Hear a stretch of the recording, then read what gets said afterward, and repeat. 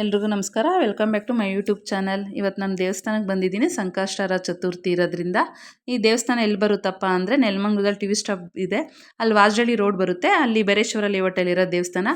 ಇಲ್ಲಿ ಸಂಕಷ್ಟಾರ ಚತುರ್ಥಿ ದಿವಸ ಯಾವ್ಯಾವ ಹೋಮ ಮಾಡ್ತಾರೆ ಅಂತ ಅಂದರೆ ಮಹಾಗಣಪತಿ ಹೋಮ, ನವಗ್ರಹಗಳ ಹೋಮ, ಮಹಾವಿಷ್ಣು ಹೋಮ, ಮೃತ್ಯುಂಜಯ ಹೋಮ, ಲಕ್ಷ್ಮೀ ನರಸಿಂಹ ಹೋಮ, ಹಯಗ್ರೀವ ಹೋಮ ಮಾಡ್ತಾರೆ. ಆಮೇಲೆ ಯಾರ್ಯಾರು ಮಕ್ಕಳು ಓದ್ತಾ ಇರ್ತಾರೋ ವಿದ್ಯಾಭ್ಯಾಸ ಮಾಡ್ತಾರೆ ಮಕ್ಳ ಕೈಲಿ. ಹೋಮ ಎಲ್ಲ ಆದಮೇಲೆ ಅರಳು ಹಾಕ್ಸ್ತಾರೆ. ತುಂಬಾ ಚೆನ್ನಾಗಿ ಪೂಜೆ ಮಾಡಿಕೊಡ್ತಾರೆ. ಯಾವ ದೇವಸ್ಥಾನದಲ್ಲಿ ಈ ಥರ ಹೋಮ ಮಾಡಿ ಸಂಕಷ್ಟಾರ ಚತುರ್ಥಿ ಮಾಡಲ್ಲ, ಇಲ್ಲಿ ಮಾತ್ರ ಮಾಡ್ತಾರೆ. ಇವಾಗ ನೋಡಿ ಮಹಾಮಂಗಳಾರತಿ ನಡೀತಾ ಇದೆ.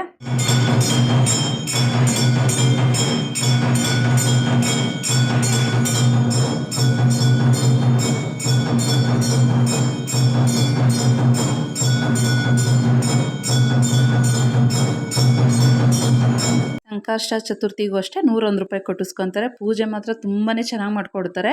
ಆಮೇಲೆ ಫ್ಯಾಮಿಲಿನೂ ಕುತ್ಕೊಂಡು ಇಲ್ಲಿ ಪೂಜೆ ಮಾಡಿಸ್ಕೊಬೋದು. ಅದಕ್ಕೆ ಅಂತ ಸಪ್ರೇಟಾಗಿ ಕಟ್ಟಿಸ್ಕೊತಾರೆ, ಜಾಸ್ತಿನೇ ಏನು ಕಟ್ಟಿಸ್ಕೊಳ್ಳಲ್ಲ. ಇವಾಗ ನೋಡಿ ಮಹಾಮಂಗಳಾರತಿ ಎಲ್ಲ ಆಯಿತು. ಇವಾಗ ಮಂಗಳಾರತಿನೂ ತೀರ್ಥ ಕೊಡ್ತಾ ಇದ್ದಾರೆ. ಆಮೇಲೆ ಇಲ್ಲಿ ಪ್ರತಿ ಹುಣ್ಣಿಮೆಗೂ ಅಷ್ಟೇ ಸತ್ಯನಾರಾಯಣ ಸ್ವಾಮಿ ಪೂಜೆ ಮಾಡ್ತಾರೆ. ಅದನ್ನು ನಾನು ಶಾರ್ಟ್ ವಿಡಿಯೋ ಆಗಲೇ ಹಾಕಿದ್ದೀನಿ. ಇವತ್ತು ಅಪ್ಪು ಸರ್ ಬರ್ತಡೇ ಐತಲ್ಲ, ಸೆಲೆಬ್ರೇಷನೆಲ್ಲ ಮಾಡ್ಕೊಂಬರೋದ್ರಿಂದ ಇವತ್ತು ಲೇಟ್ ಆಯಿತು.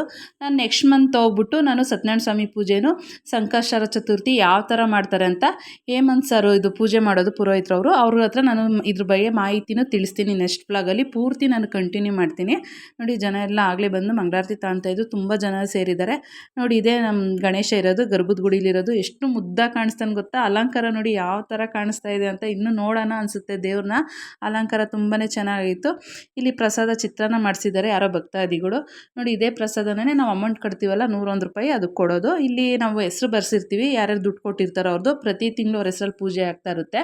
ಅವ್ರ ಹೆಸ್ರನ್ನ ಕೂಗ್ತಾರೆ. ಇವಾಗ ಅವ್ರು ಬಂದು ಪ್ರಸಾದ ತೊಗೊಬೇಕು. ಇವತ್ತಿನ ವ್ಲಾಗ್ ಇದಾಗಿತ್ತು. ಆದಷ್ಟು ನನ್ನ ಚಾನಲ್ನ ಸಬ್ಸ್ಕ್ರೈಬ್ ಮಾಡಿ ಯಾರ್ಯಾರು ವಿಡಿಯೋ ನೋಡ್ತಾ ಇದ್ದೀರೋ. ನೆಕ್ಸ್ಟ್ ವ್ಲಾಗಲ್ಲಿ ಸಿಗ್ತೀನಿ. ಬಾಯ್ ಎಲ್ಲರಿಗೂ ನಮಸ್ಕಾರ.